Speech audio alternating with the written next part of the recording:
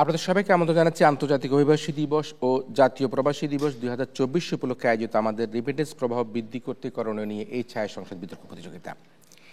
এই ছায়া সংসদটি আয়োজন করেছে ডিবেট ফর ডেমোক্রেসি এবং আয়োজনে সহযোগিতা করেছে সিমস প্রকল্প, হেলভিটাস বাংলাদেশ আজকের আয়োজনকে সহযোগিতা করেছে। আমরা প্রতিযোগিতায় সরকারি দল হিসেবে পেয়েছি শেরেবাংলা কৃষি বিশ্ববিদ্যালয় এবং বিরোধী দল হিসেবে অংশগ্রহণ করছে বেগম বদরুন্নেসা সরকারি মহিলা কলেজ। আজকের এই ছায়া সংসদ বিতর্ক প্রতিযোগিতায় যে 5 জন সম্মানিত বিচারক বিচার কার্য সম্পাদন করবেন, এবার তাদের সাথে আমি আপনাদের পরিচয় করে দিই। আমাদের সাথে সম্মানিত বিচারক হিসেবে রয়েছেন সাংবাদিক মিরাজ হোসেন গাজী, অভিযোজন বিষয়ক সাংবাদিক, বাংলা ভিশন। পরবর্তী বিচারক সাংবাদিক আরাফাত আরা, তিনিও অভিবাসন বিষয়ক সাংবাদিক, প্রাক্তন সাংবাদিকতা করেছেন দ্য ফিনান্সিয়াল এক্সপ্রেসে। এরপরে রয়েছেন অধ্যাপক আবু মোহাম্মদ রইস, লেখক, বিতর্ক সংগঠক ও নাট্যকার। বিচারক হিসেবে আরও রয়েছেন doctor S M Morshed, national consultant, আন্তর্জাতিক অভিবাসন সংস্থা IOM। এবং সর্বশেষ বিচারক হচ্ছে গিয়ে doctor Jamil Ahmed, vice chairman, Bangladesh red crescent society. সম্মানিত বিচারক মণ্ডলী যে সকল বিষয়ের উপর নম্বর প্রদান করবে তা হলো প্রস্তাব, কৌশল, দলীয় অবস্থান ব্যাখ্যা 5, উপস্থাপনা 5, উচ্চারণ ও বাচনভঙ্গি 5, তথ্য প্রদান 5, যুক্তি প্রয়োগ 5 এবং পয়েন্ট মোকাবেলায় 5 নম্বর প্রদান করবেন আজকের সম্মানিত বিচারক মণ্ডলী। বিতর্ক অনুষ্ঠানটি পর্যবেক্ষণ করে আজকের এই ছায়া সংসদে বক্তাদের বক্তব্য আলোকে বক্তব্য প্রদান করবার জন্য আমাদের সাথে দেশের অত্যন্ত স্বনামধন্য এবং বিশিষ্ট অর্থনীতিবিদ, ইনভেস্টমেন্ট কর্পোরেশন অব বাংলাদেশ ICBর সম্মানিত চেয়ারম্যান অধ্যাপক আবু আহমেদ স্যার রয়েছেন আমাদের সাথে প্রধান অতিথি হিসাবে। আমরা আমাদের আজকের অনুষ্ঠানের সম্মানিত প্রধান অতিথি অধ্যাপক আবু আহমেদ স্যারকে সবাই জুড়ে তালি দিয়ে অভিনন্দন জানাই। এছাড়া অনুষ্ঠানে আরও রয়েছেন সিমস প্রকল্প, হেলভিটাস বাংলাদেশের প্রকল্প পরিচালক জনাব মোহাম্মদ আবুল বাশার। আমরা আমাদের আজকের এই সহযোগী প্রতিষ্ঠান সিমস প্রকল্প, হেলভিটাস বাংলাদেশের পরিচালক জনাব মোহাম্মদ আবুল বাশারকে জোরে তালি দিয়ে তাকে অভিনন্দন জানাই। আমরা আমাদের প্রধান অতিথির বক্তব্য শুনবো আয়োজনের একেবারে শেষে, তবে জানিয়ে রাখি প্রত্যেক বক্তা বক্তব্য প্রদান করবার জন্য মোট 4 মিনিট সময় পাবে। এক্ষেত্রে 3 মিনিটের সতর্ক সংকেত এবং 4 মিনিটের চূড়ান্ত সংকেত ধ্বনিত হবে। শুরু করছে আমাদের আজকের ছায়া সংসদ। আন্তর্জাতিক অভিবাসী দিবস ও জাতীয় প্রবাসী দিবস উপলক্ষে আয়োজিত আমরা আজকের ছায়া সংসদ শুরু করব।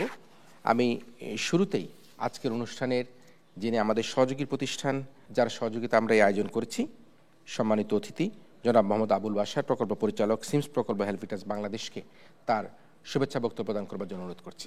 হেলভিটাস সুইস ইন্টার কোঅপারেশন বাংলাদেশ, আমরা হেলভিটাস বাংলাদেশ নামে পরিচিত। এই সংগঠনের পক্ষ থেকে ডিবেট ফর ডেমোক্রেসিকে প্রথমে তো অভিনন্দন জানাই এরকম একটি সুন্দর আয়োজন করবার জন্য। আমরা অভিনন্দন জানাই আপনারা আজকে যারা এই বিতর্ক প্রতিযোগিতায় অংশগ্রহণ করছেন, বিতার্কিকদের, সম্মানিত বিতার্কিকদের অভিনন্দন জানাই। আপনারা সামনে যারা বসে আছেন আজকে এই বিতর্ক অনুষ্ঠান উপভোগ করার জন্য, জানবার জন্য, তাদেরকে অভিনন্দন জানাই হেলভিটাস বাংলাদেশের পক্ষ থেকে। হেলভিটাস বাংলাদেশ এই বিতর্ক প্রতিযোগিতায় অংশগ্রহণ করতে পেরে আমরা অত্যন্ত আনন্দিত এবং গর্বিত। ধন্যবাদ সবাইকে। ছায়া সংসদের শুরুতেই অভিবাসী কর্মীদের যথার্থ মূল্যায়ন ও রেমিটেন্স প্রভাব বৃদ্ধি করতে পারে এই শীর্ষক এই ছায়া সংসদে আমি সর্বপ্রথমে আহ্বান করছি মাননীয় প্রধানমন্ত্রী ও সংসদ নেতা হাবিবা সুলতানা বৃষ্টিকে তার প্রস্তাব উত্থাপন এবং উত্থাপিত প্রস্তাবে আলোকে বক্তব্য প্রদান করবার জন্য মাননীয় সংসদ নেতা। জুলাই গণ অভ্যুত্থানে স্বৈরাচার পতনে সবচেয়ে কার্যকর, সক্রিয়, মানসিক ও অর্থনৈতিকভাবে বাংলাদেশকে স্বৈরাচার মুক্ত করার অগ্রজনী সৈনিক যারা ছিলেন তারা আমার অভিবাসী ভাইয়েরা, আমাদের রেমিটেন্স যোদ্ধারা। তারা যখন রেমিটেন্স পাঠানো বন্ধের ঘোষণা দিলেন অথবা তারা যখন প্রবাসে বাংলাদেশের উপর নির্যাতনের চিত্র তুলে ধরলেন, দেশের বাইরে মিছিল করলেন, জেলে গেলেন, ঠিক সেই জায়গায় যখন স্বৈরাচারের পতন ঘটল মাননীয় স্পিকার, সেই অভিবাসী ভাইয়েরা সবচেয়ে বেশি রেমিটেন্স পাঠাচ্ছেন নতুন বাংলাদেশ গড়ার লক্ষ্যে। এবং আমরা দেখতে পাচ্ছি আমাদের 26% রেমিটেন্স প্রবাহ বৃদ্ধি পেয়েছে। সেই বাস্তবতায় মাননীয় স্পিকার, নতুন বাংলাদেশে আপনাকে ধন্যবাদ জানিয়ে আমার বিতর্ক শুরু করছি এবং আপনার অনুমতিক্রমে আজকের প্রস্তাবটি উত্থাপন করছি। এই সংসদ মনে করে অভিবাসী কর্মীদের যথার্থ মূল্যায়নই রেমিটেন্স প্রবাহ বৃদ্ধি করতে পারে। অভিবাসীদের মূল্যায়ন বলতে আমরা এখানে কি বুঝাচ্ছি? আমরা অভিবাসীদের মূল্যায়ন বলতে বুঝাচ্ছি মানবিক মর্যাদা ভিত্তিক মূল্যায়ন এবং এই প্রত্যয় দ্বারা বুঝাচ্ছি প্রধান কারণ, অর্থাৎ মূল্যায়নের বিষয়টি যদি আমরা নিশ্চিত করতে পারি তাহলে বাকি বিষয়গুলো স্বয়ংক্রিয়ভাবে ঠিক হয়ে যাবে এবং আমাদের রেমিটেন্স প্রবাহ বৃদ্ধি পাবে।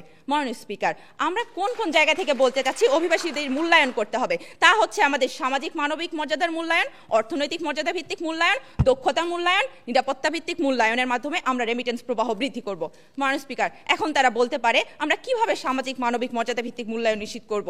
এখন আমরা এই সামাজিক মানবিক মূল্যায়ন নিশ্চিত করার মাধ্যমে রেমিটেন্স প্রবাহ বা বৃদ্ধি পাবে কি করে? মাননীয় স্পিকার, আমরা চারপাশে লক্ষ্য করলে দেখতে পাই যে পুলিশের জন্য বিশেষ সুবিধা রয়েছে এবং সেনাবাহিনীর জন্য বিশেষায়িত হাসপাতাল রয়েছে, তাদের জন্য শিক্ষা প্রতিষ্ঠান রয়েছে, কিন্তু আমার অভিবাসী ভাইদের জন্য কি রয়েছে? মাননীয় স্পিকার, যারা আরএমজি খাতের পরে সর্বোচ্চ রেমিটেন্স যারা এই দেশের অর্থনীতিকে সুসংহত করেছে, দিনরাত মাথার ঘাম পায়ে ফেলে পরিশ্রম করছে, তাদের জন্য নেই কোনো আবাসন ব্যবস্থা, তাদের আমরা সম্মানিত করার জায়গা পাই না। মাননীয় স্পিকার, যারা এদেশ গঠনে কাজ করছে, প্রতি মাসে যারা শত শত কোটি টাকা পাঠাচ্ছে, তাদের মূল্যায়ন কোথায়? আমরা এয়ারপোর্টে লাগেজ হয়রানির কথা শুনেছি, দালালদের দৌরত্বের কথা শুনেছি, ভিটে মাটি বিক্রি করে, বউয়ের গহনা বিক্রি করে বিদেশ যাচ্ছে, ভূমধ্য সাগরের ট্রলারে চেপে, ড্রামে চেপে বিদেশে যাচ্ছে, সেখানে নির্যাতনের শিকার হচ্ছে এবং এমনকি সেখানে মৃত্যুর পরে তাদের লাশটা পর্যন্ত আমরা দেশে নিয়ে আসতে পারছি না। এইসব গল্প আমাদের কাছে বহু পুরনো। মানুষ স্পিকার, কিন্তু মানুষ হিসাবে এদেশের অর্থনীতির চালিকা শক্তি হিসেবে তাদের মর্যাদাটা আসলে কোথায়? তাদের মর্যাদা দেওয়ার ব্যাপারে আমরা কতটুকু নিশ্চিত? এই যে আমরা তাদেরকে মূল্যায়নের জায়গাটা যদি নিশ্চিত করতে না পারি, তাদেরকে মানুষ হিসেবে যদি আমরা মর্যাদা দিতে না পারি মানুষ স্পিকার, তাহলে আমরা গরু থেকে আসলে দুধ আশা করছি, কিন্তু সেই গরুকে আমরা ঘাস খাওয়াবো না, তাদেরকে আমরা যত্ন করব না, তাহলে দিন শেষে গরু আপনাকে দুধ নয় লাথি দিবে। আসলে আমার সরকার কি করছে? আমার সরকার প্রবাসীদের অ্যাপ নিয়ে কাজ শুরু করেছে, তাদের জন্য বিশেষায়িত লাউঞ্জ সুবিধা দিয়েছে, প্রবাসী কল্যাণ ব্যাংক ঋণ দিচ্ছে, প্রবাসীদের নিজে গিয়ে আমাদের প্রধান উপদেষ্টা ফুল দিয়ে তাদেরকে কৃতজ্ঞতা জানিয়েছেন। আমি কোট করে বলছি আমাদের প্রধান উপদেষ্টার সেই কথাটি যে জুলাই গণঅভ্যুত্থানে প্রবাসীদের ভূমিকা অনস্বীকার্য, তাদের অবদানে দেশ এবং জাতি হিসেবে আমরা কৃতজ্ঞ। এই যে কৃতজ্ঞতা বোধের জায়গাটি মাননীয় স্পিকার, তাদের প্রতি যে সম্মান প্রদর্শন করা হলো, এই জায়গাটি আসলে আমাদের দরকার এবং তাদের এই মূল্যায়নের ফলে আমরা দেখেছি যে মাননীয় স্পিকার, আমাদের রেমিটেন্স প্রবাহ বৃদ্ধি পেয়েছে, তাদের দেশ গঠনে তারা ঝাঁপিয়ে পড়েছে, তারা কাজ করছে। এই মূল্যায়নটি আসলে যথার্থ মূল্যায়ন, আমাদের এই মূল্যায়নটি আসলে দরকার। মাননীয় স্পিকার, আমাদের জুলাই গণঅভ্যুত্থানে যখন সেই কাতারে 57 জন অভিবাসীকে আটক করা হলো, সেই অভিবাসীকে শুধুমাত্র ইউনূস সরকারের সম্মানার্থে তাদেরকে বিনা শর্তে মুক্তি দেওয়া হলো। এই যে তাদেরকে আমরা নিরাপত্তাগত মূল্যায়নটি দিতে পারলাম, এটি আসলে আমাদের যথার্থ মূল্যায়ন এবং এটির মাধ্যমে আমাদের রেমিটেন্স প্রবাহ নিশ্চিত হবে। মাননীয় স্পিকার, আমাদের যে 2022 সালের একজন পরিবারের গল্প শোনাতে চাই আপনাকে। 2022 সালে পরিবারের হাল ধরতে গিয়ে সৌদি আরবে পাড়ি জমান সাভারের সাবিনা, অমানবিক নির্যাতনের পরে সেই দেশেই তার মৃত্যু ঘটে, কিন্তু দিন শেষে তার লাশটিও তার পরিবারের কাছে পৌঁছাইতে পারেনি। ঠিক সেই জায়গায় যখন আমাদের আজকের এই অভিবাসীদের 10 থেকে 15% নারী এবং তারা নির্যাতিত হচ্ছে, তারা দেশে আসে সামাজিক অবমাননার শিকার হচ্ছে, আমরা তাদেরকে সেই সামাজিক মূল্যায়নটি দিতে পারছি না। মাননীয় স্পিকার, আমাদের এই সামাজিক মূল্যায়নটি নিশ্চিত করতে হবে। মাননীয় স্পিকার, আমাদের আজকের এই অভিবাসী দিবসের যে প্রতিপাদ্য প্রবাসীর অধিকার, আমাদের অঙ্গীকার বৈষম্যহীন বাংলাদেশ, আমাদের সবার এই অঙ্গীকার নিয়ে আজকে আমি বলতে চাই আমাদের এই ছায়া সংসদে আমাদের এই প্রস্তাবটি গৃহীত হওয়ার জোর দাবি রাখে। ধন্যবাদ। ধন্যবাদ। এবারে আহ্বান করছি আজকের ছায়া সংসদের মাননীয় বিরোধী নেতা নওশিন আক্তার নিহাকে তার বক্তব্য প্রদান করবার জন্য। ধন্যবাদ মাননীয় স্পিকার, এই মহান সংসদে আমাকে বক্তব্য রাখার সুযোগ করে দেওয়ার জন্য। মাননীয় স্পিকার, ঘুম থেকে উঠেই যখন বিবিসি বাংলা, সময়ের খবর, সমকাল, নিউজ 24-এর মতো সংবাদ মাধ্যমগুলোর জার্নালে মোটা দাগে শিরোনামে আমরা দেখতে পাই রেমিটেন্সের 49% চলে যাচ্ছে অবৈধ হুন্ডির পথে, 16 নভেম্বর সংখ্যাব্যঞ্জক পরিসংখ্যান। ইউএসকেএল এ পাসপোর্ট সেবা নিতে প্রবাসী বাংলাদেশিদের ভিড়, নিরাপত্তা কর্মীদের অত্যাচার, হাজারো মানুষের দুর্ভোগ। রমজান সামনে, আমদানি বৃদ্ধি, ডলারের দাম চওড়া। মধ্যপ্রাচ্যে অভিবাসী নারী কর্মীদের ওপর যৌন হেনস্থা, নির্যাতন ও বৈষম্যের চিত্র, এক ভয়াবহ অমানবিক সংকট। মাননীয় স্পিকার, ঠিক আজকে এই প্রেক্ষাপটগুলোতে দাঁড়িয়ে প্রধানমন্ত্রী কর্তৃক প্রস্তাবিত অভিবাসী কর্মীদের যথাযথ মূল্যায়নই রেমিটেন্স প্রবাহ বৃদ্ধি করতে পারে, প্রস্তাবের শুধুমাত্র যথার্থ মূল্যায়নই পারে, ঠিক এই জায়গাটিতে আজকে আমরা ঘোর বিরোধিতা করছি। মাননীয় স্পিকার, আমরা কখনোই বলছি না যে মূল্যায়নের প্রয়োজন নেই, আমরাও স্বীকার করি মূল্যায়নের প্রয়োজন রয়েছে, কিন্তু মাননীয় স্পিকার, মূল্যায়ন একটি মানবিক দিক, আর এমন মানবিক দিকগুলো পরিচালনা করার জন্য এবং এগুলোর ফলাফল পাওয়ার জন্য আপনাকে একটি মানদণ্ড দাঁড় করাতে হয়, আর এই মানদণ্ডগুলো নীতিমালা বা খাতগুলোর যথাযথ সংস্কার ছাড়া কখনোই সম্ভব না।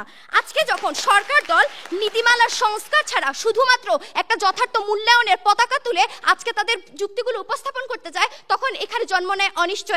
ঠিক আজকে এতগুলো অনিশ্চয়তা দূর করে নিশ্চয়তার আশ্বাস দিতে আমরা যে পন্থাগুলো দেখাচ্ছি সেগুলো হলো মুদ্রানীতি সংস্কার, অপ্রাতিষ্ঠানিক খাতের প্রভাব দূর এবং বৈধ ব্যাংকিং সেবার প্রসার, ইন্টারন্যাশনাল রেমিটেন্স সিস্টেমের সংস্কার, কৃষি ও গ্রামীণ খাতে উন্নয়নের মাধ্যমে স্বচ্ছতা ও জবাবদিহিতা সৃষ্টি। প্রথমত মুদ্রানীতি সংস্কার, বৈদেশিক মুদ্রা সঞ্চয়, বাজার উন্নয়ন, মুদ্রা সাশ্রয় ব্যবস্থাপনা, ট্যাক্স রিবেট, সরকারি বন্ডে বিনিয়োগের সুযোগ, এই পন্থাগুলো অবলম্বন করে আপনি যখন আন্তর্জাতিক মহলে কূটনৈতিক সম্পর্ক বৃদ্ধি করেন এবং একটি দ্বিপাক্ষিক চুক্তিতে সমঝোতা হন, ঠিক সেই মুহূর্তে দাঁড়িয়ে আপনি যখন মুদ্রানীতির একটি যথাযথ সংস্কার স্থাপন করতে পারেন, আপনার পৃথিবীতে সেখানে থাকে না কোনো ধরনের বেকারত্ব, মুদ্রার মান বাড়ে, সুদের হার কমে, রিজার্ভের যে বর্তমান সংকট রয়েছে সেটি দূরীকরণ হয় এবং মানি লন্ডারিংটি দূরীকরণ হয়। অর্থাৎ আজকে যে আমাদের যে অর্থনৈতিক একটি অস্থিতিশীলতা রয়েছে, সেই অস্থিতিশীলতা থেকে বের হয়ে আমরা একটি সুষম শ্রমবাজার উপহার দিতে পারি। দ্বিতীয় যে ব্যাপারটি আমরা বলছি যে অপ্রাতিষ্ঠানিক খাতের প্রভাব দূরীকরণ, আমরা দেখি প্রায়শই আমাদের মানুষগুলো তাদের পারিবারিক চাহিদা পূরণ করতে গিয়ে অবৈধ খাতে তারা টাকাগুলো প্রেরণ করে। ঠিক এই জায়গা থেকে যখন আমরা সঠিক পরিকল্পনা, নীতি প্রণয়ন এবং সেগুলোর কঠোর বাস্তবায়নের মাধ্যমে এই অবৈধ খাতগুলো, হুন্ডি বা হুয়েলার মতো খাতগুলোকে বন্ধ করে দিব এবং একই সাথে ডিজিটাল পেমেন্ট, মোবাইল ব্যাংকিং এবং সেগুলোর খরচ কমিয়ে, প্রশাসনিক জটিলতা কমিয়ে সকলের জন্য শহর থেকে গ্রামাঞ্চলে বিস্তৃত করে দিব, অর্থাৎ বৈধ ব্যাংকিং সেবার আমরা যখন প্রেসার করব, ঠিক সেই মুহূর্তে দাঁড়িয়ে আপনার পৃথিবীতে থাকে না কোনো ধরনের হেনস্থা কিংবা টাকা পাচার হয়ে যাওয়ার মতো ঘটনা। তৃতীয় যে ব্যাপারটি আমরা বলছিলাম যে ইন্টারন্যাশনাল রেমিটেন্স সিস্টেমের সংস্কার, কূটনৈতিক ও আন্তর্জাতিক নেটওয়ার্কিং বৃদ্ধি, মাল্টিন্যাশনাল ও উন্নত দেশের সাথে দ্বিপাক্ষিক চুক্তি, স্টেক হোল্ডারদের ভূমিকা পর্যালোচনা, সাম্প্রদায়িক সংগঠন গঠন, ক্যান্সুলেটর সেবা বৃদ্ধি, ওভারসিজ এমপ্লয়মেন্ট অ্যান্ড সার্ভিসিং লিমিটেডের এজেন্টগুলোর নিয়োগ কর্তাটি যথাযথভাবে মূল্যায়ন এবং ওয়েস্ট আর্নার্স কল্যাণ তহবিলের যথাযথ পর্যালোচনা করার মাধ্যমে আপনি যখন ইন্টারন্যাশনাল রেমিটেন্স সিস্টেমটির একটি সংস্কার করেন, সেই মুহূর্তে দাঁড়িয়ে আপনি মানব পাচার রোধ করতে পারেন, অবৈধ অভিবাসন রোধ করতে পারেন, নিরাপদ পুনর্বাসন স্থাপন করতে পারেন, আপনার দেশের মানুষগুলোকে দক্ষ জনশক্তিতে রূপান্তর করতে পারেন, কর্মসংস্থান এবং বিনিয়োগ বাড়াতে পারেন এবং একই সাথে নারী নির্যাতনের মতো ঘটনা যেটা আমরা সরকার দল থেকে পেয়েছিলাম, সেই ঘটনাগুলো আপনি দূরীকরণ করতে পারেন। আজকে যখন আমাদের লক্ষ্য যে বাস্তবধর্মী, দীর্ঘমেয়াদী এবং স্থিতিশীল একটি অর্থনৈতিক রাষ্ট্র গঠন করা, ঠিক সেই মুহূর্তে দাঁড়িয়ে অভিবাসী কর্মীদের প্রতি শুধুমাত্র যথার্থ মূল্যায়নই নয়, বরং আমাদের দেখানো পন্থাগুলোই রেমিটেন্স প্রবাহ বৃদ্ধি করতে পারে। তাই আজকে সরকার দল কর্তৃক প্রস্তাবিত বিষয়টি যাতে গৃহীত না হয় তার জোর দাবি জানিয়ে আমার বক্তব্য শেষ করছি। ধন্যবাদ মাননীয় স্পিকার, ধন্যবাদ সকলকে। এবার আহ্বান জানাচ্ছি আজকের ছায়া সংসদের মাননীয় ছায়ামন্ত্রী কাইয়ুম কাফিকে তার বক্তব্য প্রদান করবার জন্য। প্রবাসী কল্যাণ ও বৈদেশিক কর্মসংস্থান মন্ত্রণালয়ের একজন মন্ত্রী হিসাবে আজকের এই মহান সংসদে আমি আমার দেশের রেমিটেন্স যোদ্ধাদের অন্তরস্থল থেকে স্যালুট ও ভালোবাসা জানিয়ে আজকের এই মহান সংসদে আমি আমার বক্তব্য শুরু করছি। ধন্যবাদ মাননীয় স্পিকার আমাকে বক্তব্য প্রদানের সুযোগ প্রদানের জন্য। মাননীয় স্পিকার, প্রথমে আসি বিরোধী দলীয় নেতার কথায়। তিনি অনেকগুলো কথা বলে গেলেন। তিনি আসলে এগুলো কার জন্য করবেন? রেমিটেন্স যোদ্ধাদের জন্য করবেন নাকি এলিয়েনের জন্য করবেন? এবং এই জিনিসগুলো বাস্তবিক প্রয়োগ কোথায় তার কিন্তু কোনো ব্যাখ্যা দিয়ে যায় নাই। মাননীয় স্পিকার, হুন্ডির কথা তিনি বলে গিয়েছেন, তিনি নীতিমালার কথা বলে গিয়েছেন, মুদ্রানীতি। মাননীয় স্পিকার, হুন্ডির যে সেবাটা, এটাও কিন্তু মাননীয় স্পিকার আপনি যখন সরকারিভাবে করতে পারবেন, অর্থাৎ অর্থনৈতিক মূল্যায়ন দিতে পারবেন, তখনই কিন্তু এই হুন্ডির জায়গাটা ভাঙা সম্ভব। দ্বিতীয় কথা, তারা যে আরও কথা বলে গিয়েছে যে কৃষি গ্রামীণ খাতে বিনিয়োগ বা মুদ্রানীতির জায়গা। মাননীয় স্পিকার, মুদ্রানীতিতে আপনি যখন এই জিনিসগুলো আনবেন, অর্থাৎ মূল্যায়নের জায়গাটা ঠিক করবেন, এটাও কিন্তু একটা অর্থনৈতিক মূল্যায়নের জায়গায় যায়। অর্থাৎ তারা যে জায়গাগুলো দেখায় সেটা সম্পূর্ণভাবে খাটে না মাননীয় স্পিকার। সেই জায়গায় মাননীয় স্পিকার আমরা কি বলছি মাননীয় স্পিকার? প্রথমত মাননীয় স্পিকার, আসি আমরা দক্ষতার মূল্যায়নের জায়গায়। মাননীয় স্পিকার, যে আমরা দেখেছি যে ভারত শ্রীলঙ্কার শ্রমিক একই কাজ করে যেখানে $300 পাচ্ছে মাননীয় স্পিকার, সেখানে বাংলাদেশের শ্রমিক মাত্র $100 পাচ্ছে। কারণ কি? আমার দেশের শ্রমিকরা কি খুবই অদক্ষ বা তাদের দক্ষতার অভাব রয়েছে? দক্ষতার অভাব নেই, কিন্তু তাদের দক্ষতার মূল্যায়নের অভাব রয়েছে।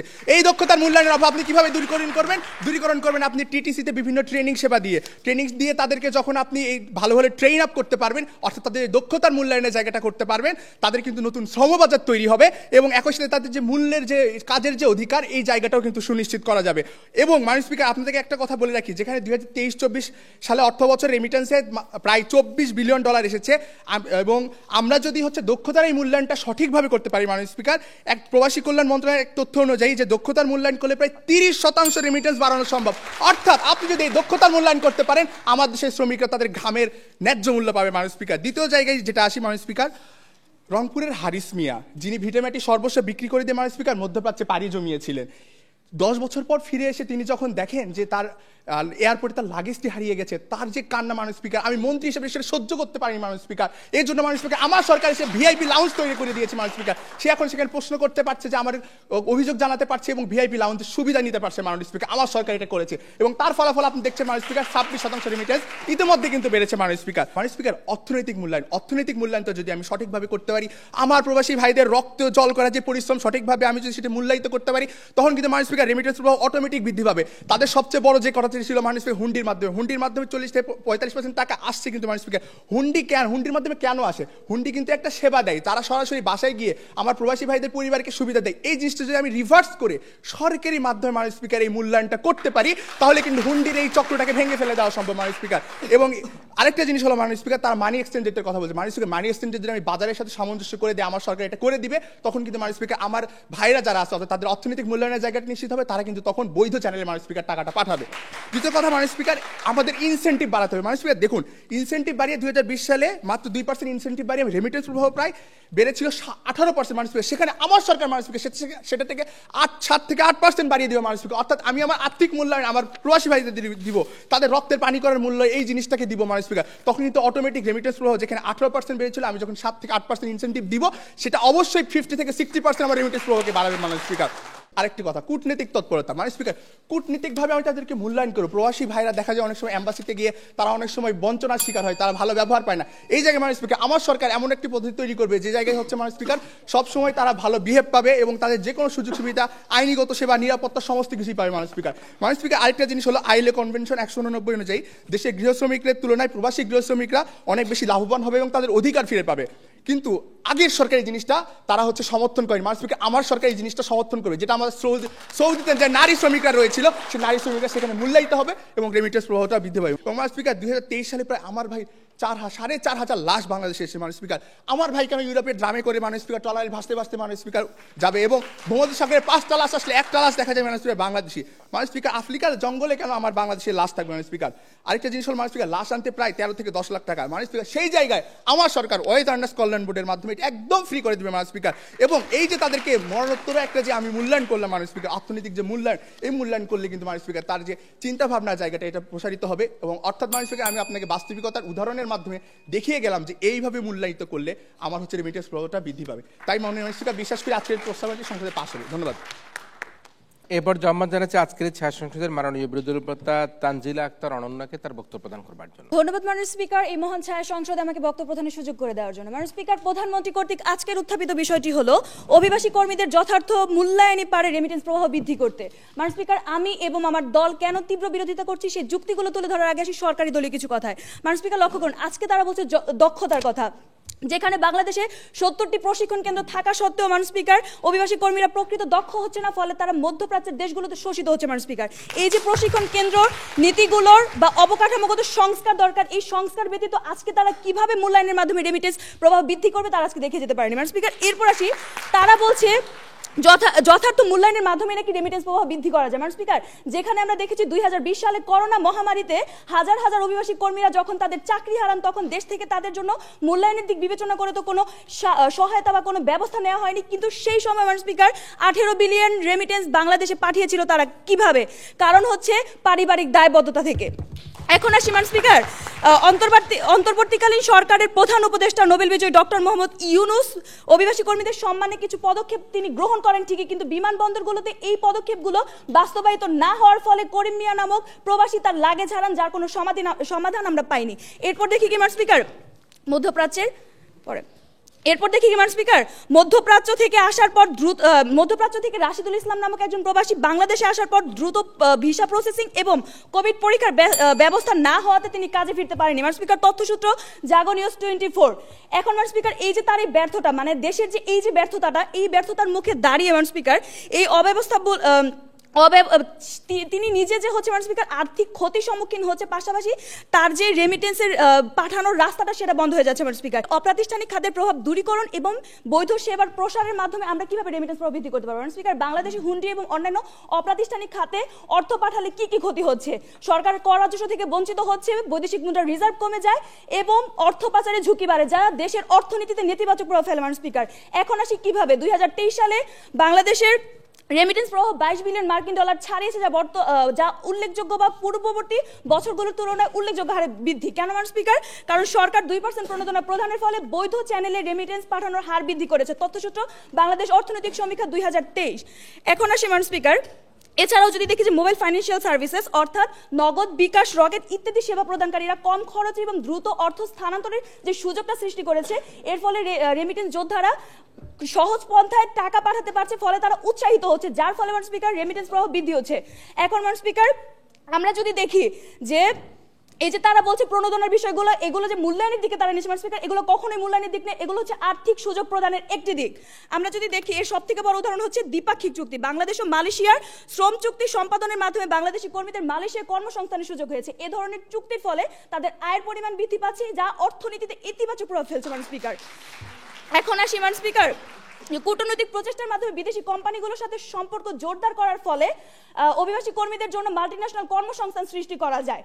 তারপর আন্তর্জাতিক নেটওয়ার্কিং এর মাধ্যমে বিদেশি বিনিয়োগকারীদের বাংলাদেশে যদি আমরা উৎসাহিত করি বিনিয়োগের জন্য, সেক্ষেত্রে কি হবে? বিনিয়োগ বাড়বে, নিরাপদ পুনর্বাসন গঠিত হবে এবং সাম্প্রদায়িক সংগঠনের উন্নয়ন সাধিত হবে, যা রেমিটেন্স প্রবাহকে বৃদ্ধি করছে মান স্পিকার। বাংলাদেশ ব্যাংকের তথ্যানুযায়ী 2023 সালের প্রথম 10 মাসে রেমিটেন্স প্রবাহ ছিল 1827 কোটি মার্কিন ডলার, যা পূর্ববর্তী বছরের তুলনায় 10.76% বেশি। তথ্যসূত্র বাংলাদেশ ব্যাংকের রেমিটেন্স সংক্রান্ত মাসিক প্রতিবেদন 2023। মান স্পিকার, এই যে কারণগুলো দেখছি আমরা, সর্বোপরি সবগুলো কারণের জন্য আজকে বলছি যে আপনি এই বিষয়গুলো কখনোই শুধুমাত্র যথার্থ মূল্যায়নের মাধ্যমে নিশ্চিত করতে পারবেন না। তাই স্পিকার আমরা বলছি যে অভিবাসী কর্মীদের প্রতি শুধুমাত্র যথার্থ মূল্যায়নই রেমিটেন্স প্রভাব বৃদ্ধি করতে পারে না, বরং মুদ্রানীতি সংস্কার, অপ্রাতিষ্ঠানিক খাতের প্রভাব দূরীকরণ এবং বৈধ সেবার প্রসার, ইন্টারন্যাশনাল রেমিটেন্স সিস্টেম সংস্কার, কৃষি ও গ্রামীণ খাতে উন্নয়নের মাধ্যমে স্বচ্ছতা ও জবাবদিহিতা সৃষ্টির ফলে আমরা রেমিটেন্স প্রভাব বৃদ্ধি করতে পারি। তাই স্পিকার প্রধানমন্ত্রী কর্তৃক উত্থাপিত বিষয়টি যেন আজকের এই সংসদে কোনো মতে গৃহীত না হয়, তার জোর দাবি জানিয়ে শেষ করছি। ধন্যবাদ স্পিকার, ধন্যবাদ সবাইকে। ধন্যবাদ মাননীয় বিরোধী দলনেতা তানজিলা আক্তার অনন্যাকে। এই পর্যায়ে আহ্বান জানাচ্ছি আজকের এই ছায়া সংসদে মাননীয় সদস্য সরকারি দলের শাহেদ মাহমুদকে তার বক্তব্য প্রদান করবার জন্য। মাননীয় স্পিকার, আমি সরাসরি বিরোধী দলের কাছে চলে যাচ্ছি। তারা যে মুদ্রানীতি সংস্কার, বৈধ ব্যাংকিং, অপ্রাতিষ্ঠানিক খাতে বিনিয়োগের মাধ্যমে এই রেমিটেন্সটা বাড়ানোর চিন্তা করছেন মাননীয় স্পিকার, এটা আসলে একটি দীর্ঘমেয়াদী পরিকল্পনা। কিন্তু মাননীয় স্পিকার, এই মাত্র 3 মাসের মধ্যেই কিভাবে 26% বৃদ্ধি পেল? এর মূল কারণ মাননীয় স্পিকার মূল্যায়ন। অর্থাৎ মাননীয় স্পিকার, আপনি যদি একটা দীর্ঘমেয়াদী পরিকল্পনাতেও যান মাননীয় স্পিকার, আপনার কাছে এই মূল্যায়নটা প্রথমে রাখতে হবে। অর্থাৎ আপনি মূল্যায়ন করার পরে আপনি মাননীয় স্পিকার এই খাতগুলো সংস্কার করতে পারেন। সেকেন্ড মাননীয় স্পিকার, তারা দেখায়নি এই সংস্কার তারা কতদিনের ভেতরে করবেন, তারা দেখায়নি তারা বৈধ ব্যাংকিং খাতগুলো কিভাবে ঠিক করবেন। তারা যে ইসলামিক ব্যাংক ধ্বংস করে গেছে পূর্ববর্তী সরকার, সেই ইসলামিক ধারার ব্যাংকের একটার কথা উল্লেখ করেনি, কিন্তু বলেছেন ব্যাংকগুলো আমরা সঠিক করবো। মাননীয় স্পিকার, তারাও আরও কিছু বলেছেন, যেমন মুদ্রানীতি সংস্কার, প্রণোদনা, এমএফএস এবং কূটনৈতিক, যেগুলো মাননীয় স্পিকার আসলে তারা আমাদের এই মূল্যায়নের সুর মিলিয়ে গিয়েছেন মাননীয় স্পিকার। আমি আমার বিতর্কের দিকে আসছি মাননীয় স্পিকার। আমার প্রধানমন্ত্রী এই মূল্যায়নকে 4টি দৃষ্টিকোণ থেকে ব্যাখ্যা করে গেছেন মাননীয় স্পিকার: সামাজিক এবং মানবিক মূল্যায়ন, দক্ষতা ভিত্তিক মূল্যায়ন এবং অর্থনৈতিক মূল্যায়ন এবং নিরাপত্তা ভিত্তিক মূল্যায়ন। মাননীয় স্পিকার, অর্থনৈতিক মূল্যায়নের নিশ্চিতকরণের ক্ষেত্রে আমরা কি করি মাননীয় স্পিকার? প্রবাসী কল্যাণ ব্যাংক কাজ করছে, কিন্তু প্রশ্ন হচ্ছে কতটুকু কাজ করতে পারছে? যারা আসলে বিদেশে যাচ্ছে তারা অধিকাংশই যাচ্ছে কিন্তু মাননীয় স্পিকার দালালের মাধ্যমে। মাননীয় স্পিকার, মানে বয়েসেলের মতো বিভিন্ন রাষ্ট্রীয় এজেন্সি রয়েছে যেগুলো বিনা মূল্যে কিন্তু মাননীয় স্পিকার এই ইয়াগুলোতে পাঠায়। কিন্তু মাননীয় স্পিকার, এগুলোর আমাদের কার্যক্রমগুলোকে বৃদ্ধি করতে হবে। মাননীয় স্পিকার, এমবাসিতে লেবার উইং প্রতিষ্ঠা করতে হবে। এমবাসিগুলোর এনভায়রনমেন্টটা আমার প্রবাসী ভাইদের এনভায়রনমেন্ট বান্ধব, তাদের মতো বান্ধব করতে হবে। মাননীয় স্পিকার, আন্তঃমন্ত্রণালয় এবং বিভাগীয় সমন্বয় প্রতিষ্ঠা করতে হবে। মাননীয় স্পিকার, এখানে একটা কিন্তু থেকে যায়, কিন্তুটা মাননীয় স্পিকার, যদি আমরা এই সকল জটিলতাকে নিরসন না করতে পারি মাননীয় স্পিকার, আমরা ইউরোপীয় শ্রম বাজারটা হারাবো মাননীয় স্পিকার। এবং ঠিক সেই সময় আমাদের এই সোনার হরিণ খ্যাত আমার এই অভিবাসী ভাইদের মূল্যায়নটা নিশ্চিত হবে না। আর যখন এই মূল্যায়নটা নিশ্চিত হবে না মাননীয় স্পিকার, আমরা তখন আমাদের এই রেমিটেন্সের বহরটা হারাবো মাননীয় স্পিকার। অর্থাৎ এখানেও আমরা প্রমাণ করে যাচ্ছি যে যখন আপনি আমার অভিবাসী ভাইদের অর্থনৈতিক মূল্যায়নটা নিশ্চিত করতে পারবেন, ঠিক তখন আমাদের রেমিটেন্সটা বৃদ্ধি পাবে। মাননীয় স্পিকার, আমরা সরকারি চাকরিকে কেন এত গ্লোরিফাই করি? এর একটা কারণ মাননীয় স্পিকার, আমাদের এই সরকারি চাকরিকালীন সময় এবং চাকরির পরবর্তীকালীন সময়ে আমাদের যে সামাজিক নিরাপত্তাটা তারা দেয়। কিন্তু মাননীয় স্পিকার, আমার এই ভাইদের জন্য কয়টা সামাজিক নিরাপত্তা গভর্নমেন্ট দেয় মাননীয় স্পিকার? এই তাদের জন্য কি তাদের এই প্রাপ্যের ঝুলিটা একেবারেই শূন্য মাননীয় স্পিকার। কিন্তু মানুষ আমরা যখন দেখছি যে শুধুমাত্র এই 3 মাসে যদি আমরা তাকে একটু রিকগনাইজ করি, তারা কিন্তু 26% বৃদ্ধি করছে, তাহলে একটু সামাজিক নিরাপত্তা বিধান করি, তাহলে মানুষ স্পিকার এটা অনেক বৃদ্ধি পেয়ে যাচ্ছে। তো অর্থাৎ আমরা বিশ্বাস করি যে যদি আমরা এই সামাজিক নিরাপত্তাগুলো বিধান করতে পারি, তাহলে মাননীয় স্পিকার এইখানে আমাদের রেমিটেন্সটা বাড়াবে। আমরা কি কি পদক্ষেপ নিতে পারি? মাননীয় স্পিকার, দেশ থেকে 15 বছরে 11 লক্ষাধিক নারী কর্মী বিদেশে গেছে মাননীয় স্পিকার, তারা বলে গেলেন যারা নির্যাতনের শিকার। এই ক্ষেত্রে মাননীয় স্পিকার আমাদের কূটনৈতিক তৎপরতা বৃদ্ধি করতে পারি, তাদের কাজের ধরন, আবাসস্থল, খাবার, চিকিৎসা সম্পর্কিত সকল তথ্য এমবাসি কর্তৃক মনিটরিং হতে হবে। মাননীয় স্পিকার, দেশে ফেরা যে কর্মীগুলো রয়েছে মাননীয় স্পিকার, তাদের জন্য আমরা অভিবাসন একটা পল্লী গঠন করতে পারি। সেখানে যারা রেমিটেন্স বেশি দিচ্ছে তাদেরকে অগ্রাধিকার স্বরূপ তাদেরকে আমরা অভিবাসন ব্যবস্থা করতে পারি। মাননীয় স্পিকার, যারা দেশে চলে আসে অভিবাসীরা, তাদের জন্য মাননীয় স্পিকার আমরা একটা জব ফেয়ারের আয়োজন করতে পারি। আগামী 30 তারিখে যে মেলা আছে সেখান থেকে আমরা জব ফেয়ারের আয়োজন করতে পারি, সেখানে তাদের কিন্তু একটা নিশ্চয়তা থাকছে।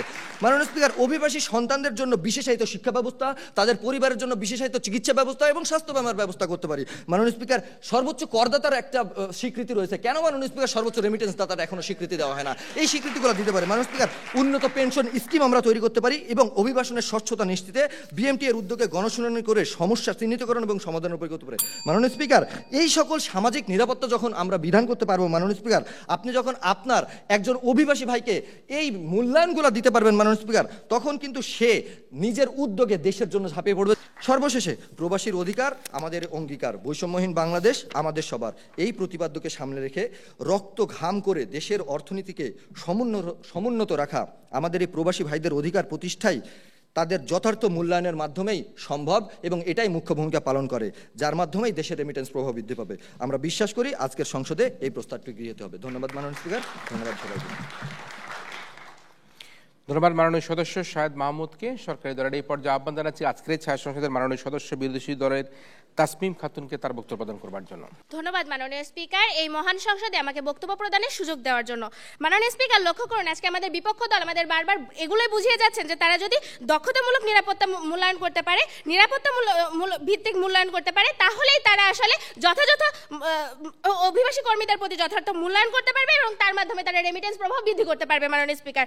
কিন্তু মাননীয় স্পিকার, লক্ষ্য করুন আজকে যখন আমরা প্রথম আলোর প্রকাশিত 12 নভেম্বরের রিপোর্ট অনুযায়ী বাংলাদেশ সরকার প্রবাসী কল্যাণে ও বৈদেশিক কর্মসংস্থানের মন্ত্রণালয়ের অধীনে বর্তমানে 26টি দেশে 29টি শ্রম কল্যাণ উইং রয়েছে, যাদের কাজ প্রবাসীদের নিয়ে, তাদের কাজ আইনি সহায়তা দেওয়া, প্রবাসীদের সুরক্ষা দেওয়া ইত্যাদি। কিন্তু মাননীয় স্পিকার, তারা যখন তাদের কাজে ফাঁকি দেয়, তারা যখন দায়িত্বহীনতার পরিচয় দেয়, ঠিক সেই সময় মাননীয় স্পিকার এই মানুষগুলো তাদের সাহায্যগুলো থেকে বঞ্চিত হয়।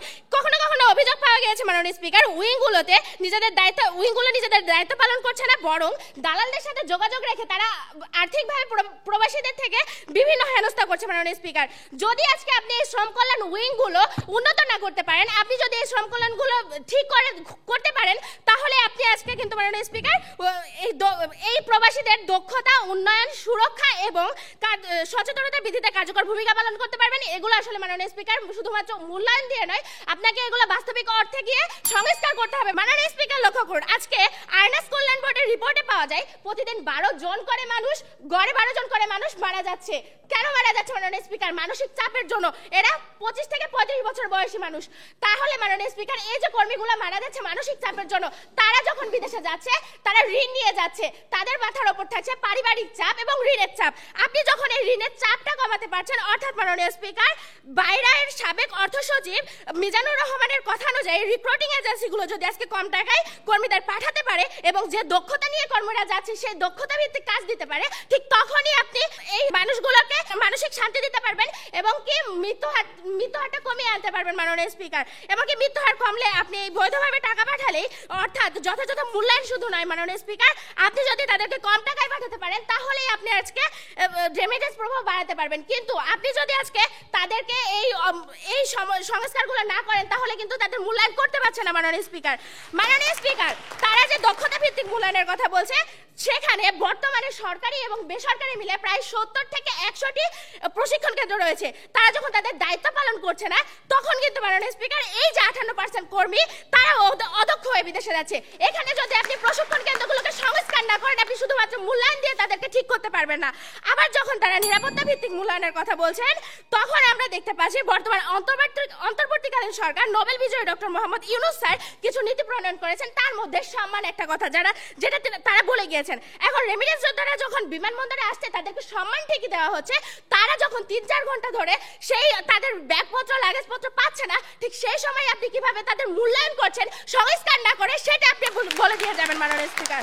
অর্থাৎ আপনি যখন এই সমস্যাগুলো সমাধান করতে পারছেন, তখন আপনি এই দক্ষতা, নিরাপত্তা এবং নিরাপত্তাগুলো নিশ্চিত করতে পারছেন, শুধুমাত্র মূল্যায়নের দ্বারা নয় মাননীয় স্পিকার।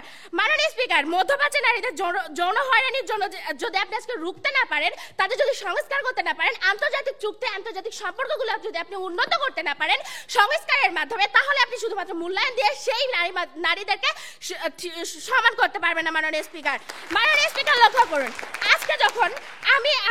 আজকে আমি এবং আমার দল বিশ্বাস করি যে রেমিটেন্স প্রবাহ বাড়াতে হলে অপ্রাতিষ্ঠানিক পদ্ধতি বন্ধ করে বৈধ ব্যাংকিং সেবা প্রসারিত করা, মুদ্রানীতি সংস্কার, এক্সচেঞ্জ রেট স্থিতিশীল করা, আন্তর্জাতিক নেটওয়ার্কিং জোরদার করা এবং গ্রামীণ খাতে স্বচ্ছ ও জবাবদিহিতা নিশ্চিত করা প্রয়োজন। আমরা যদি শুধুমাত্র রেমিটেন্স যোদ্ধাদের যথাযথ মূল্যায়নকে একপাক্ষিক গুরুত্ব না দিয়ে এই উদ্যোগগুলো গ্রহণ করি মাননীয় স্পিকার, তাহলে আজকে একটি সাশ্রয়ী, কার্যকর এবং স্থিতিশীল অর্থনীতি গড়ে তুলতে পারবো, অর্থাৎ রেমিটেন্স প্রবাহ বৃদ্ধি করতে পারবো মাননীয় স্পিকার। কিন্তু তাই শুধুমাত্র অভিবাসীদের যথাযথ মূল্যায়ন পারে না রেমিটেন্স প্রবাহ বৃদ্ধি করতে।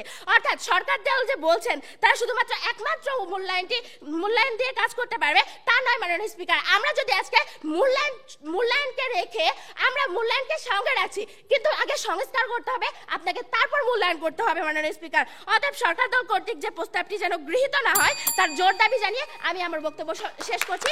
ধন্যবাদ মাননীয় স্পিকার, ধন্যবাদ সবাইকে। ধন্যবাদ। ছায়া সংসদের মাননীয় সদস্য বিরোধী দলের 6 জন বক্তার বক্তব্য শুনলাম, আমরা স্ট্যান্ড পয়েন্ট আমরা বুঝে ফেললাম। দু দলের দলনেতাদের আবার একটু যুক্তি খণ্ডন পর্বে কিছু কথা শুনে নেই, এবং সে কারণে সর্বপ্রথমে আহ্বান জানাচ্ছি আজকের ছায়া সংসদের মাননীয় বিরোধী দলের নেতা নওশিন আক্তার নিয়াকে পুনরায় যুক্তি খণ্ডন পর্বে তার বক্তব্য প্রদান করবার জন্য। মাননীয় স্পিকার, আজকে সরকার দল মানবিক, সামাজিক দক্ষতা, অর্থনৈতিক, নিরাপত্তা ভিত্তিক মূল্যায়ন করবে, কিন্তু কোনো ধরনের মানদণ্ড তারা দাঁড় করাবে না, তারা কোনো ধরনের নীতি প্রণয়ন করবে না। তারা আজকে ভর্তুকি স্কিম এবং বিভিন্ন বিমার মাধ্যমে একটা যথার্থ মূল্যায়ন স্থাপন করতে চান, যেখানে কোনো নীতির সংস্পর্শ নেই। এগুলোকে তারা নীতি হিসেবে স্থাপন করতে চান। এগুলো আসলে কোনো নীতি ধরনের মধ্যে পড়ে না, এগুলো ব্যবস্থাপনার প্রেষণা বা প্রণোদনা হিসেবে কাজ করে। ঠিক এই ধরনের প্রণোদনা যখন আপনি দিতে থাকেন, ঠিক এটার নিশ্চয়তা কত বছর পর্যন্ত থাকে, এটা আসলে কোনো ধরনের নিশ্চয়তা থাকে না। আপনার অর্থনৈতিক অবস্থা, আপনার রিজার্ভ যখন সংকটে, ঠিক এমন প্রেষণা বা প্রণোদনা আপনার কখনো কার্যকরী ভূমিকা রাখে না দীর্ঘমেয়াদী উন্নতির ক্ষেত্রে। তৃতীয়ত, তাদের প্রধানমন্ত্রী বলে যান যে অভিবাসীদের জন্য আলাদা সুবিধা নেই কেন। আমাদের অভিবাসীদের জন্য কিন্তু আলাদা সুবিধা রয়েছে। বর্তমান যে সরকার ব্যবস্থা রয়েছে তাতে কিন্তু অভিবাসীদের জন্য একটি আলাদা লঞ্চ ব্যবস্থা করা হয়েছে। এছাড়া তাদের জন্য প্রবাসী বীমা কিন্তু এখনো চলমান এবং বিভিন্ন এজেন্টরা তাদের জন্য কাজ করে যাচ্ছে। কিন্তু আমরা কেন এগুলোর মূল্যায়নটা অনুভব করতে পারি না? তারা কেন পারে না? কারণ এখানে এখনো সংস্কারের দরকার, এখনো আরো নীতিমালার প্রয়োজন এবং এগুলো আরো সংযোজন এবং বিয়োজনের দরকার। তারপর তারা বলে যে এই সংস্কারগুলো আপনারা কাদের জন্য করবেন? এলিয়েনদের জন্য না, এই সংস্কারগুলো আমরা রেমিটেন্স প্রবাহ বৃদ্ধি করার জন্য করব, আমাদের অর্থনৈতিক স্থিতিশীলতার জন্য করব। কিন্তু এখানে আমার স্টেক হোল্ডার হিসেবে যারা কাজ করছে, আমার অভিবাসী কর্মী এবং আমার দেশের রাষ্ট্র এবং ব্যাংকিং খাতগুলো, প্রত্যেকে এখানে স্টেক হোল্ডার। তাই এখানে প্রত্যেকেরই মুখ্য এবং গণ ভূমিকা থাকে।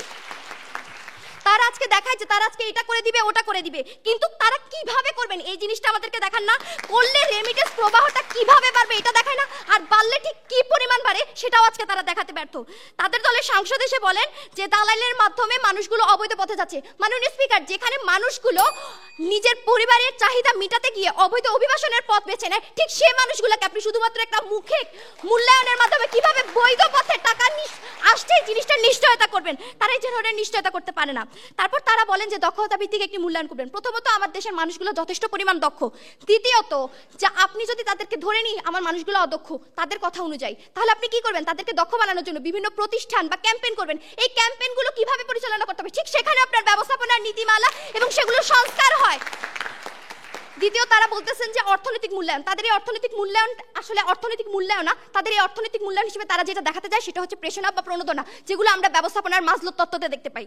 তারপর তারা বলেন যে নিরাপত্তা ভিত্তিক মূল্যায়ন তারা করবে। দেখুন, আপনার পূর্ববর্তী সরকার মানুষগুলোকে নিরাপত্তা ভিত্তিক মূল্যায়ন দিতে পারে না, এটা তাদের ব্যর্থতা। কিন্তু বর্তমান যে সরকারের ফেস ভ্যালু আছে, তারা এই জিনিসটি ব্যবহার করে কূটনৈতিক সম্পর্কগুলো স্থাপন করার মাধ্যমে মেক্সিকো এবং মার্কিন যুক্তরাষ্ট্রের মধ্যে যে ধরনের সমঝোতা হয়েছে, সেই সমঝোতাগুলোর মাধ্যমে মানুষগুলোর নিরাপত্তা নিশ্চিত করতে পারবে এবং তখন আমার রেমিটেন্স 8% বাড়বে। ঠিক এই জায়গাগুলো থেকে দাঁড়িয়ে আজকে আমরা বলছি প্রধানমন্ত্রী কর্তৃক প্রস্তাবিত বিষয়টি যাতে গৃহীত না হয়, এর জোর দাবি জানিয়ে আমি আমার বক্তব্য শেষ করছি। ধন্যবাদ মাননীয় স্পিকার, ধন্যবাদ সকলকে। ধন্যবাদ মাননীয় বিরোধী নেতাকে যুক্তি খণ্ডন পর্বে তার বক্তব্য প্রদান করবার জন্য। এবারে সবশেষ আহ্বান জানাচ্ছি আজকের এই ছায়া সংসদের মাননীয় সংসদ নেতা তথা প্রধানমন্ত্রী হাবিবা সুলতানা বৃষ্টিকে পুনরায় ওয়াইন্ড আপ সেশনে তার সর্বশেষ বক্তব্য প্রদান করবার জন্য। ধন্যবাদ মাননীয় স্পিকার পুনরায় সুযোগ প্রদানের জন্য। জুলাই গণ অভ্যুত্থানে যখন অভিবাসীরা দেশের জন্য ঝাঁপিয়ে পড়েছিল, তাদের মধ্যে যখন দেশপ্রেম জাগ্রত হয়েছিল, এটি আসলে মনে হয় পূর্ববর্তী সংস্কার করে গেছিল পূর্ববর্তী সরকার। এই সংস্কারটা আসলে কিভাবে হয়েছিল জানি না, কিন্তু আমাদের এই মূল্যায়নের ফলে পরবর্তীতে 26% যে রেমিটেন্স বৃদ্ধি পেয়েছে, এটি মূল্যায়নের মাধ্যমেই হয়েছে এবং এটি আমরা প্রমাণ করে গিয়েছি। প্রথমে আসি তাদের কথাগুলো। তারা যে স্টেক হোল্ডারগুলো, তার যে পয়েন্টগুলো দিয়ে গেছে যে মুদ্রানীতি সংস্কার, কিন্তু তারা মুদ্রানীতি সংস্কার সম্পর্কে পুরো বক্তব্যে কিছু বলে নাই। তারা বলে গেছে গ্রামীণ কৃষি খাতে বিনিয়োগ, তারা গ্রামীণ কৃষি খাতে বিনিয়োগ সম্পর্কে পুরো বক্তব্যে কিছু বলে নাই। তারা বলেছে কূটনৈতিক সংস্কার। দেখেন, আমরা কূটনৈতিক সংস্কার করবো না বলিনি, আমরা কূটনৈতিক সংস্কারটা আসলে কিভাবে হবে, যখন আপনি সেই অভিবাসীকে সেই দেশে অবস্থানরত অবস্থায় তাদের সামাজিক নিরাপত্তাগত অধিকারগুলো নিশ্চিত করবেন এবং মূল্যায়ন দিবেন, তখনই তাদেরকে এই কূটনৈতিক সম্পর্কের যে সংস্কার সেটি পরে হবে। দেখুন, আপনারা প্রথমে বক্তব্যে সংস্কারের কথাটি নিয়ে এসেছেন। সংস্কার আসলে কিভাবে হয়, সংস্কারের বিষয়টি কিভাবে হয়, আগে আপনি সমস্যাটা ফোকাস করবেন, কোন সমস্যাটা আপনাকে সমাধান করতে হবে, তাকে মূল্যায়ন করবেন, তারপরে সেই জায়গাটাকে আপনাকে সংস্কার করতে হবে। ঠিক একই কাজটি করেছিলেন এই সরকার। তারা প্রথমে আমার অভিবাসী ভাইদেরকে মূল্যায়ন করেছে, তাদের প্রতি কৃতজ্ঞতা প্রকাশ করেছে, তারপরে সে সেখানে সংস্কারে হাত দিয়েছে এবং রেমিটেন্স প্রবাহ বৃদ্ধি পেয়েছে। এবার আসুন, আপনারা বললেন যে আমরা কোনো ধরনের নীতিমালা দেখিয়ে যাইনি, আমাদের পুরো বক্তব্য ছিল নীতিমালা বেসড। আমরা সব জায়গায় বলেছি যে দেখুন, আপনি এই কাজটা করলে আপনার 30% রেমিটেন্স প্রবাহ বৃদ্ধি পাবে। আমাদের প্রত্যেকটা জায়গায় ছিল। আপনি হুন্ডি ব্যবসা নিয়ে কথা বলেছেন, আমরা বলেছি কিভাবে হুন্ডি চক্রকে ভেঙে দেওয়া যায়। হুন্ডি চক্রকে ভেঙে দেবেন কিভাবে, অর্থনৈতিক মূল্যায়নের মাধ্যমে। এই অর্থনৈতিক মূল্যায়নের মাধ্যমে আপনি হুন্ডি ব্যবসাকে ভেঙে দিতে পারেন, কিন্তু আপনাদের বক্তব্যে কোথাও ছিল না আপনি কিভাবে হুন্ডি ব্যবসাকে ভেঙে দিবেন। আপনারা বলেছেন বারবার যে অপ্রাতিষ্ঠানিক খাতের প্রভাব দূরী করবেন, কিন্তু কিভাবে দূরী করবেন সেটা বলেন নাই। কিন্তু আমরা বলেছি যে আমাদের যে মানদণ্ড ছিল সামাজিক মানবিক মর্যাদা ভিত্তিক মূল্যায়ন, অর্থনৈতিক মর্যাদা ভিত্তিক মূল্যায়ন, দক্ষতার মূল্যায়ন, নিরাপত্তাগত মূল্যায়ন, এবং এইসব মূল্যায়নের মাধ্যমে আমরা রেমিটেন্স প্রবাহ বৃদ্ধি করব।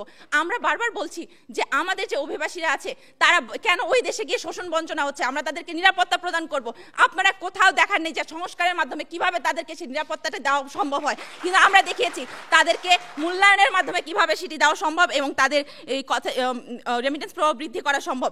দেখুন, আপনার পুরো বক্তব্যে আমাদের সাথেই সুর মিলিয়ে গেলেন এবং এক পর্যায়ে আপনারা মেনেও নিলেন যে সংস্কারের আগে মূল্যায়ন দরকার, এবং আপনারা যে কথাটি বলেছেন সবগুলোই আসলে মূল্যায়নের মধ্যে পড়ে, সংস্কার তার পরে আসে। তার মানে কি, আজকের যে বিতর্ক ছিল এবং আমাদের যে স্ট্যান্ড পয়েন্টগুলো ছিল সামাজিক মানবিক মর্যাদা ভিত্তিক মূল্যায়ন, অর্থনৈতিক মর্যাদা ভিত্তিক মূল্যায়ন, দক্ষতার মূল্যায়ন, নিরাপত্তাগত মূল্যায়ন, এই সব জায়গা দিয়ে আপনাদের যে জায়গাগুলো ছিল সবগুলো আসলে মূল্যায়নের মাধ্যমে সংস্কার করা সম্ভব, মূল্যায়নের মাধ্যমে সংস্কার করা সম্ভব। আমি আবারও বলে যাচ্ছি, এবং এই মূল্যায়নটি এখানে প্রধান ভূমিকা পালন করছে।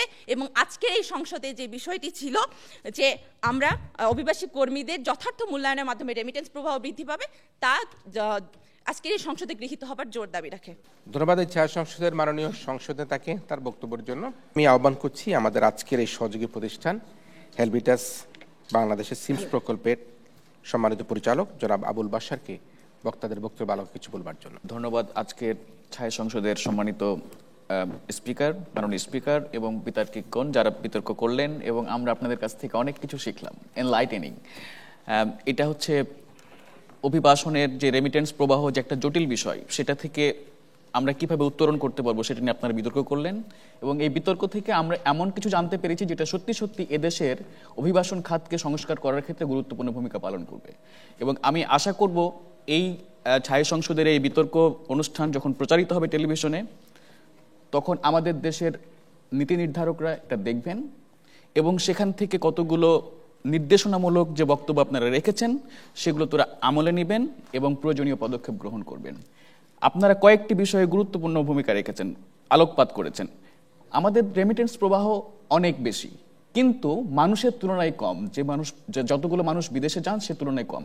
এগুলোর জন্য আপনারা যতগুলো কারণ ব্যাখ্যা করেছেন, এগুলোই মূলত কারণ। যেমন হচ্ছে আমাদের ইনকাম লেভেলটা যদি বাড়াতে না পারি তাহলে রেমিটেন্স বাড়বে কি করে? ইনকাম কিভাবে বাড়বে? ইনকাম বাড়তে হলে তো মানুষের স্কিল লাগবে। সো আপনারা সেই স্কিলের কথা বলেছেন, আপনারা ব্যাংকিং খাত সংস্কার করার কথা বলেছেন, আপনারা মানুষের সময়ের কথা বলেছেন, ওয়ার্ক প্লেস থেকে ব্যাংকে যাওয়ার কথা বলেছেন। সেই জায়গাগুলো কতগুলো টেকনিক্যাল চ্যালেঞ্জ আছে, সেই টেকনিক্যাল চ্যালেঞ্জগুলো মোকাবেলা করার জন্য, সংস্কার করার জন্য আপনারা বিতর্ক করেছেন, আপনারা পরামর্শ দিয়েছেন। সো আমি এই অনুষ্ঠানে একজন শ্রোতা হিসেবে আপনাদের প্রতি আমি কৃতজ্ঞতা জানাচ্ছি এবং এই অনুষ্ঠানে অংশগ্রহণ করতে পেরে হেলফেটাস বাংলাদেশ কৃতজ্ঞতা জানাচ্ছি আপনাদেরকে। ধন্যবাদ সবাইকে। ধন্যবাদ জনাব আবুল বাশারকে তার বক্তব্যের জন্য। আমি একটা কথা বলতে চাই, সেটা হচ্ছে দেশের কর্মক্ষম 25% মানুষের কর্মসংস্থান হয় অভিবাসনের মাধ্যমে। যদি আজকে অভিবাসন করা সম্ভব না হতো তাহলে দেশের দারিদ্রতার হার 10% বৃদ্ধি পেত। সুতরাং দারিদ্রতা নির্মূলে অভিবাসন প্রক্রিয়া আমাদের অভিবাসী কর্মীরা একটা বড় ধরনের ভূমিকা পালন করছে। আমরা সবসময় বলে থাকি যে আমাদের দেশের মূল নায়ক হচ্ছে কৃষক, কামার কুমার, শ্রমিক, মজুর এবং তাদের সবচাইতে প্রধান যে নায়ক, সে নায়করা হচ্ছে গিয়ে আমাদের অভিবাসী ভাই বোনেরা, আমাদের এই সোনার সন্তানরা, আমাদের এই সোনার ছেলেমেয়েরা, যারা পৃথিবীর বিভিন্ন দেশে অবস্থান করে শ্রমে ঘামে তাদের উপার্জিত অর্থ তারা দেশে প্রেরণ করছে। অথচ আমার দেশের এই বাংলাদেশের এক শ্রেণীর লুণ্ঠনকারী হোয়াইট কলার মানুষরা যারা শ্রমগ্রামে অর্থ প্রেরণ করছে, তাদের উপার্জিত অর্থ বাংলাদেশ থেকে লুট করে নানা কায়দা, নানা ফন্দি ফেকর করে বিদেশে তারা পাচার করে দিচ্ছে। আমাদের এই সোনার সন্তানদের জন্য যে রিজার্ভ বাড়ছে, আমাদের অর্থনৈতিক বুনিয়াদী শক্তি যে শক্তিশালী হচ্ছে, তাদের জন্য আমরা কতখানি মর্যাদা দিতে পারছি। আমাদের জুলাই বিপ্লবের কথা মনে আছে। সেই জুলাই বিপ্লবের সময় আমাদের শুধু অভিবাসী কর্মীদেরকে একটু কটাক্ষ করে কথা বলা হয়েছিল। তারা দেশের প্রতি, মাতৃভূমির প্রতি, দেশের মানুষের প্রতি এত মমত্ব ছিল যে তারা বিদেশে অবস্থান করে সে দেশের আইন বুঝে না বুঝে সেখানে আন্দোলন করেছে। দেশের জন্য তারা একত্রিত হয়েছে। তারা তাদের যে রেমিটেন্স পাঠানো, সে পাঠানোটা তারা কমিয়ে দিয়েছিল। আমরা দেখেছি গত জুলাই মাসে যখন এদেশে আন্দোলন তুঙ্গে, তখন আমার রেমিটেন্স যোদ্ধারা তারা দেশের প্রতি, দেশের মানুষের প্রতি শ্রদ্ধা জানিয়ে তাদের রেমিটেন্স কমিয়ে দেওয়ার জন্য $1.91 বিলিয়ন, অর্থাৎ খুব কম আমাদের সেখানে রেমিটেন্স এসেছিল। অথচ আমরা পরবর্তী দেখেছি যখন পতিত সরকার দেশ ত্যাগ করে পালিয়ে গিয়েছে, তার পরবর্তী 2 মাস সেপ্টেম্বর এবং অক্টোবরে, সেই 2 মাসে আমার রেমিটেন্স যোদ্ধারা প্রায় $5 বিলিয়ন বাংলাদেশে প্রেরণ করেছে। সুতরাং এই রেমিটেন্স যোদ্ধাদেরকে যদি যথাযথ মর্যাদা দেওয়া যায়, যথাযথ সম্মান করা যায়, তাহলে কিন্তু তারা আমাদের এই অর্থনীতিকে শক্তিশালী করবার জন্য তাদের উপার্জিত সমস্ত অর্থ তারা কিন্তু দেশে প্রেরণ করবে। তাই আমি আবারও বলতে চাই, তাদেরকে আমরা সম্মানের জায়গায় নিতে হবে। যে আমার অভিবাসী ভাই বোনরা যদিও বিদেশে থাকে, তারপর তারা দেশের প্রতি তাদের সার্বক্ষণিক তাদের নজর রয়েছে। তারা দেশকে ভালোবাসে, দেশের মানুষকে ভালোবাসে, দেশের মাটিকে ভালোবাসে।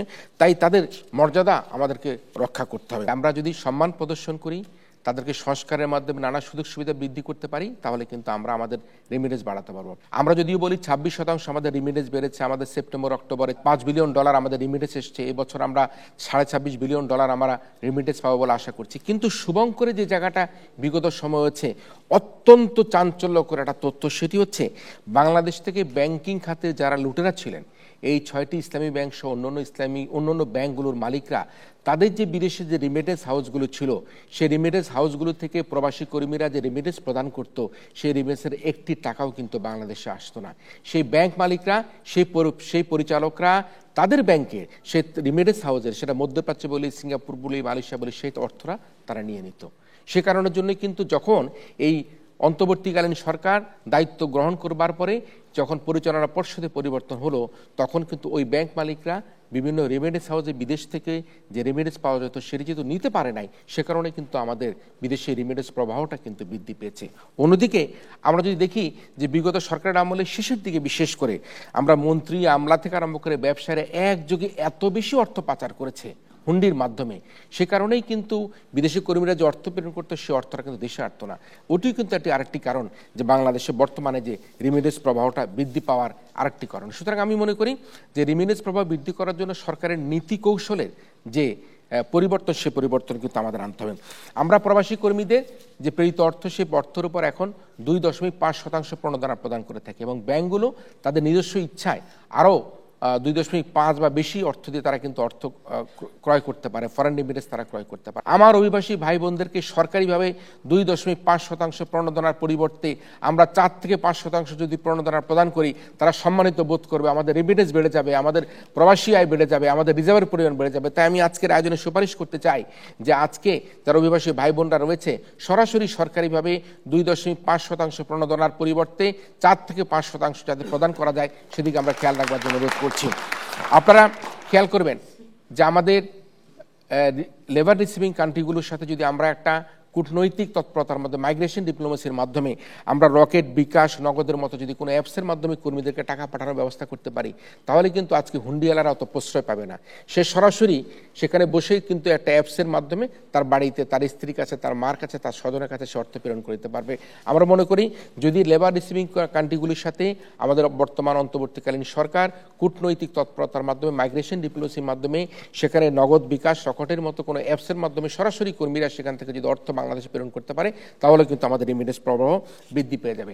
তবে একটা বিষয়, সেটা হচ্ছে নিরাপদ অভিবাসন নিশ্চিত করতে হবে।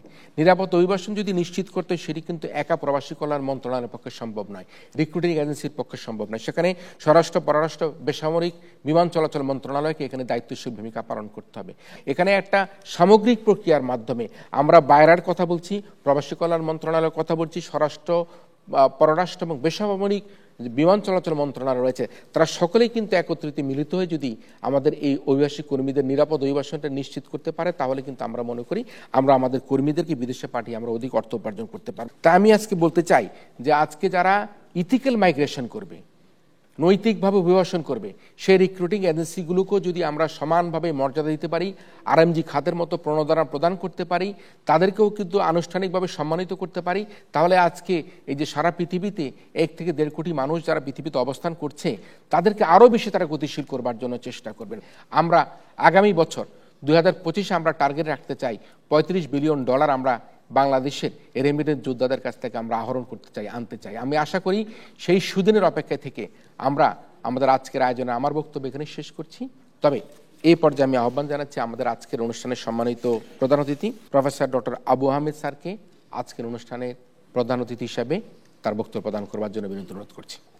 মাইগ্রেন্ট ওয়ার্কার বা আমাদের ভাইরা বোনেরা যারা বিদেশে আছে, 1,50,00,000 মানে প্লাস মাইনাস, ওরা আছে বলে আজকে আমরা এই যে চারিদিকে যতটা চাকচিক্য দেখছেন আপনারা, ওরা আছে বলে। ওরা যদি না থাকতো আমরা সবাই গরিব হয়ে যেতাম, সবাই। আজকে যে আপনারা আমাদের RMG in terms of export value ওরা নাম্বার 1, এটা ঠিক আছে, কিন্তু ভ্যালু এডিশন যদি দেখেন, মানে তারা অনেক কিছু ইম্পোর্ট করে, তারপরে কিছু করে ওই ভ্যালু অ্যাড করে তারপর এক্সপোর্ট করে। ওই 50 or 52 বিলিয়ন ডলারের মধ্যে ভ্যালু এডিশন কিন্তু ও 30% অ্যারাউন্ড, মানে নেট অ্যাড হয় বাংলাদেশ ইকোনমিতে, বাকিটা ওরা ওই ইম্পোর্টের ব্যয় করতে হয়। কিন্তু in real terms value addition কিন্তু এই সোর্স থেকে বেশি, এই মাইগ্রেন্ট ওয়ার্কার্সদের বা আমাদের ভাই বোনেরা যারা বিদেশে কাজ করতেছে, অনেক বেশি। এখন এটা কি পার ইয়ার অ্যানুয়ালি $24 বিলিয়ন অথবা 25, এটা একটু প্লাস মাইনাস আছে, কখনো বেশি আছে, কখনো একটু কম আছে। ইনশাল্লাহ আমি আশা করতেছি, বা আমরা সবাই আশা করতে পারি, ইট উইল গো আপ। এটা নেক্সট ইয়ার বাই $26 বিলিয়ন আমরা আশা করতেই পারি অ্যারাউন্ড। IMF থেকে আমরা কত নিচ্ছি? 4 বিলিয়ন প্লাস মাইনাস। কত শর্ত আমরা মানতেছি তাদের। আর আমাদের ভাই বোনেরা যারা বিদেশে কাজ করতেছে, তারা আমাদেরকে অ্যানুয়ালি $26 বিলিয়ন পাঠাচ্ছে।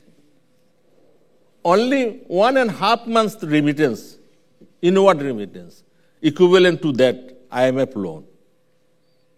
আর তারা আসে কত খবরদারি করে, এমন কিছু শর্ত দিচ্ছে যেটা আমাদের ইকোনমি বেসিক ইন্টারেস্টের বিরুদ্ধে। এরা তো কোনো শর্ত দিচ্ছে না, আমরা এদেরকে সম্মান করতে হবে। They are the real heroes of our economy. দেখেন 5 তারিখ অগাস্ট বিপ্লব, জুলাই অগাস্টে তারা জুলাই মাসে একটা স্ট্যান্ড নিয়েছিল যে এই সরকার যতদিন, ওই সরকার মানে স্বৈরাচারী সরকার যতদিন থাকে আমরা রেমিটেন্স পাঠাবো না। That was A determining factor ওই সরকারকে ভিতকে কাঁপিয়ে দেওয়ার জন্য। তখন দেখেছিলেন সরকারের সাথে যারা ছিল সবার মুখ কালো হয়ে গেছে। That was the reflection. এই যে আমাদের যারা বিদেশে কাজ করতেছে তাদের ছেলে মেয়েদেরকে আমরা কি প্রায়োরিটি ভিত্তিতে স্কুল কলেজে অ্যাডমিশন দিতে পারি না? তাদেরকে প্রায়োরিটি ভিত্তিতে দেওয়া হোক। তাদের ছেলে, তারা খুব দুশ্চিন্তায় থাকে তাদের পরিবার নিয়ে। সবচেয়ে বড় কথা, তাদেরকে আমরা সম্মান দিতে হবে। Thank you for listening to me. ধন্যবাদ। আজকের অনুষ্ঠানের সম্মানিত প্রধান অতিথি অধ্যাপক আবু আহমেদ স্যার, বিশিষ্ট অর্থনীতিবিদ, investment corporation of Bangladesh ICB সম্মানিত চেয়ারম্যান, তাকে তার অত্যন্ত গুরুত্বপূর্ণ বক্তব্য প্রদান করবার জন্য। আন্তর্জাতিক অভিবাসী দিবস ও জাতীয় প্রবাসী দিবস উপলক্ষে আয়োজিত আমাদের আজকের এই ছায়া সংসদ, যে প্রস্তাবটি, সে প্রস্তাবটি হচ্ছে অভিবাসী কর্মীদের যথাযথ মূল্যায়নী রেমিটেন্স প্রভাব বৃদ্ধি করতে পারে। যারা এই প্রস্তাবের পক্ষে আছে তারা হাঁ বলুন। প্রস্তাবের পক্ষ দল হাঁ বলুন। প্রস্তাবের পক্ষ দল হাঁ বলুন। আর যারা প্রস্তাবের বিপক্ষে আছে তারা না বলুন। প্রস্তাবের বিপক্ষ দল না বলুন। প্রস্তাবের বিপক্ষ দল না বলুন। এই ছায়া সংসদে এই প্রস্তাবটি গৃহীত হয়েছে।